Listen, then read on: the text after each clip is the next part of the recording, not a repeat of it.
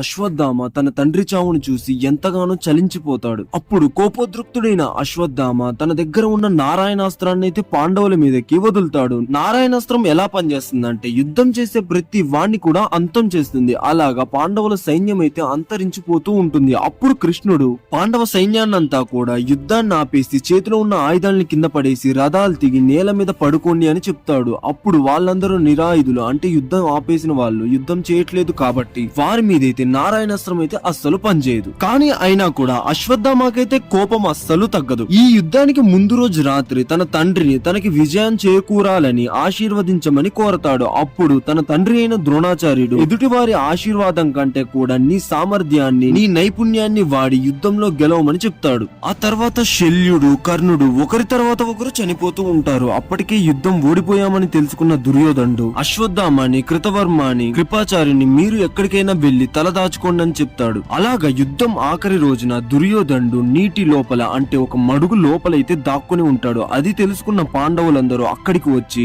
దుర్యోధనుని బయటికి రమ్మని చెప్తే తను రాకపోవడంతో తాన్నైతే చాలా తిడతారు, అంటే పచ్చి బూతులైతే తిడతారు అప్పటి టైంలో. దానికి దుర్యోధనుడు బయటికి వస్తాడు. అప్పుడు నాకు ఈ రాజ్యం వద్దు ఏమీ వద్దు, అన్ని మీరే ఉంచుకోండి అని చెప్తే ధర్మరాజు ఇలా అంటాడు, నీవు మాలో ఎవరితోనైనా యుద్ధం చేసి గెలువు, అప్పుడు నిన్ను వదిలేస్తామని చెప్తాడు. దానికి దుర్యోధనుడికైతే ఒక రకమైన వరం లాంటిది ఉంటుంది. తన బొడ్డు పైన అంతా కూడా వజ్రకాయమైతే ఉంటుంది, అంటే తన బొడ్డు పైన ఉన్న శరీరం అంతా కూడా వజ్రం లాగా గట్టిగా ఉంటుందన్నమాట. ద్వంద్వ యుద్ధంలో బొడ్డు పైన భాగం అంటే చేతులు భుజాలు వీటితో పాటు యుద్ధం చేయాలి, కాళ్ళనైతే వాడకూడదు. అలాగా భీముడితో ద్వంద్వ యుద్ధం చేయాలనుకుంటాడు. అలాగా యుద్ధంలోకి దిగాక భీముడిని తుక్కుగా దుర్యోధనుడు అయితే ఓడిస్తాడు.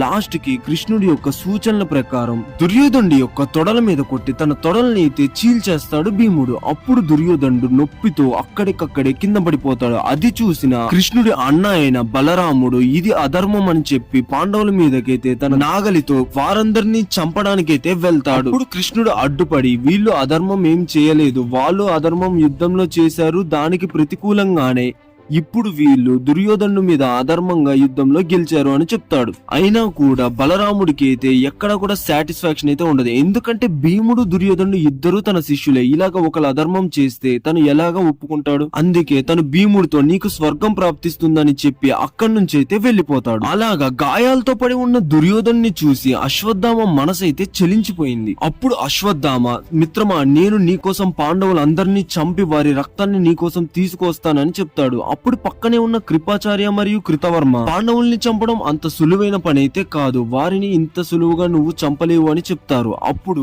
అశ్వత్థామ, తండ్రి వారు నాకు చనిపోయే ముందు ఒక సూచన అయితే ఇచ్చారు, నీవు నీ సామర్థ్యం మీద నమ్ముకొని ఎవరి మీదైనా యుద్ధం చేసి గెలవాలి తప్ప గుడ్డిగా ఎదుటి వాళ్ళని తక్కువ అంచనా వేసి వారి మీదకైతే యుద్ధానికి వెళ్ళకూడదని చెప్తాడు. అంటే పాండవులు రోజంతా కూడా ఎంత పోరాడినా కూడా వారు రాత్రి నిద్రపోయే సమయంలో నేను వారందరినీ చంపేస్తానని అశ్వత్థామ అయితే వెళ్తాడు. తనతో పాటే కృతవర్మ కృపాచార్యుని కూడా తీసుకెళ్తాడు. అప్పుడు కృతవర్మ కృపాచార్యుడు ద్వారాల దగ్గర ఉంటారు. అశ్వత్థామ ఒక్కడు కుటీరం లోపలికైతే వెళ్తాడు. అప్పుడు అశ్వత్థామకి మొదట దుష్టద్యుమ్నుడైతే తన కాళ్ళ దగ్గర పడుకొని ఉంటాడు. అలాగ నిద్రలో ఉన్న దుష్టద్యుమ్నుడి యొక్క మెడ మీదైతే కత్తిని పెడతాడు అశ్వత్థామ. అప్పుడు మెలకువలోకి వచ్చిన దుష్టద్యుమ్నుడు అశ్వత్థామతో ఇలా అంటాడు, నీకు ధైర్యం ఉంటే ధర్మబద్ధంగా నాతో యుద్ధం చేసి గెలువు అంటే అశ్వత్థామ కొద్దిగా నవ్వి నేను దీన్నేది పట్టించుకోనని చెప్పేసి కత్తితో ఒక్క వేటులో దుష్టద్యుమ్నుడి యొక్క తలని నరికేస్తాడు. అప్పుడు నిద్రలేచిన ఉప పాండవులు, అంటే యాక్చువల్ గా అశ్వత్థామ చంపడానికి వెళ్ళింది అయితే పాండవుల్ని, కానీ కృష్ణుడి యొక్క మాయ వలన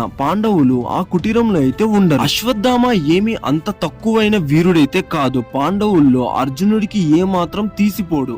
ధర్మరాజు భీముడు నకుల సహదేవుల్ని ఒక్క చేత్తో పట్టుకొని ఇంకొక చేత్తో ఒంటి చేత్తో అర్జునుడి మీదైతే యుద్ధం చేసే సామర్థ్యం అయితే అశ్వత్థామకైతే ఉంది. అంతటి వీరుడు అశ్వత్థామ. అందుకనే అంత ధైర్యంతోనే పాండవుల మీదకి యుద్ధానికైతే వెళ్ళారు. తీరా చీకట్లో ఉన్నది ఉప పాండవులని తెలియక వారందరిని అయితే చంపేసి వారి రక్తాన్ని తీసుకొచ్చి దుర్యోధనుడికి చూపించేసరికి ఎంతో సంతోషంగా పాండవులు అందరూ చనిపోయారన్న సంతోషంలో దుర్యోధనుడైతే మరణిస్తాడు.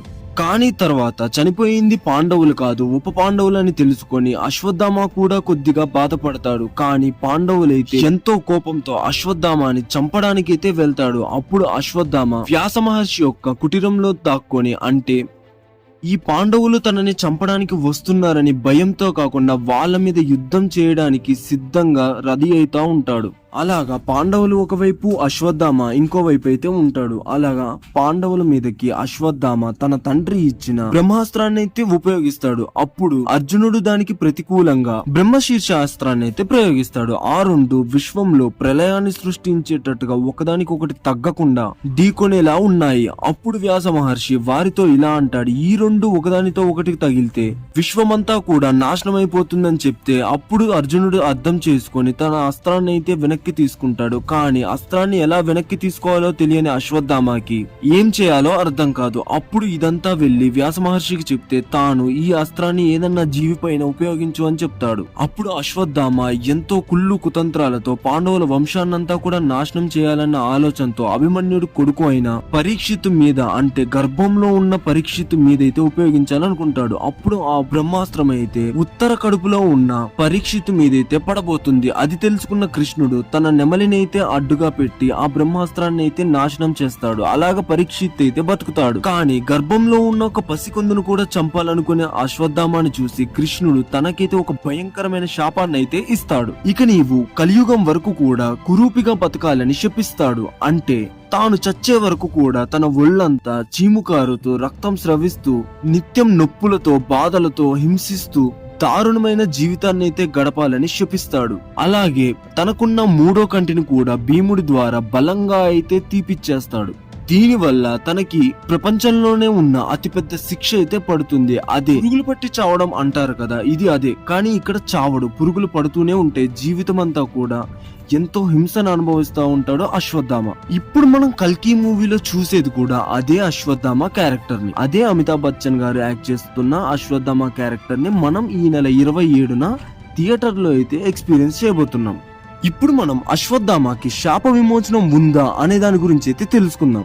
స్కంద పురాణంలోని 36వ అధ్యాయంలోనైతే ఒక పద్యంలో ఇలా ఉంటుంది, శాపం తీసుకున్న అశ్వత్థామని మునులెవరు కూడా దగ్గరికి రానివ్వలేదని అది చూసి పరశురాముడు జాలిపడి అశ్వత్థామని తన శాపాన్ని పోగొట్టుకోవడానికి తన ఆశ్రమంలోని శక్తిని పూజించమని చెప్తాడు. ఎందుకంటే పరశురాముడికి తెలుసు అశ్వత్థామ శివుడి కోపం యొక్క అవతారమని. కలియుగంలో మంచిని కాపాడడానికి అశ్వత్థామ బ్రతికే ఉండాలని తెలుసుకొని పరశురాముడైతే ఇలా చేస్తాడు. అలాగ 36 సంవత్సరాలు గడిచిపోతాయి. అప్పుడు పాండవులు శివుని యొక్క దర్శనం చేసుకొని తిరిగి వెళ్లేటప్పుడు పరశురాముడి యొక్క ఆశ్రమం దగ్గరైతే ఆగుతాడు. అక్కడ అశ్వత్థామని చూసి అందరూ ఎంతో కోపోద్రుక్తులు అవుతారు. అప్పుడు అర్జునుడు అశ్వత్థామ మీద అస్త్రాన్ని ప్రయోగించబోతే ద్రౌపది ఆపుతుంది. తల్లి నుంచి పిల్లాడిని విరదేయాలనుకున్న పాపానికైతే ఎటువంటి ప్రాయశ్చిత్తం లేదు. కానీ తను ఇప్పటికే చాలా శిక్షణ అనుభవించాడు, ఇకపై తన మీద కరుణ చూపించండి అని అంటుంది. అప్పుడు కొంత సమయానికి పాండవులందరూ కూడా కూలైపోతారు. తర్వాత తాను ఎప్పటి నుంచో శక్తిమాతకి తపస్సు చేస్తున్నాడు కాబట్టి దాని ఫలితం ద్వారా తనైతే కొంచెం